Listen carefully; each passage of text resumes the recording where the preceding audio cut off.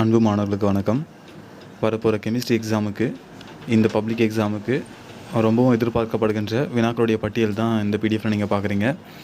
இது கடந்த எக்ஸாமில் கேட்ட கொஷின்ஸ் அடிப்படையில், யூகத்தின் அடிப்படையில் தயாரிக்கப்பட்டது. அதனால் இதை மட்டுமே முழுவதும் நம்பாமல் இதை தாண்டி நிறைய படிச்சிங்கன்னா கொஞ்சம் நல்லாயிருக்கும். லாஸ்ட் இயர் பார்த்திங்கன்னா இதிலிருந்து ஒரு 17 மார்க் அளவுக்கு கொஷின்ஸ் வந்திருந்தது.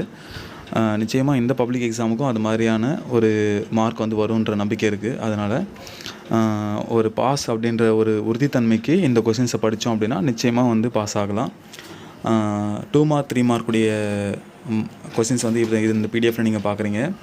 ஸோ மொத்தம் பார்த்திங்க அப்படின்னா ஒரு 2 மார்க் 3 மார்க்ஸ் இருக்குது. அதே மாதிரி 5 மார்க்ஸ் பார்த்திங்க அப்படின்னா ஒரு 5 மார்க்ஸ் இருக்குது. இது நல்லா படித்தாவே போதும், நிச்சயமாக பாஸ் பண்ண முடியும்.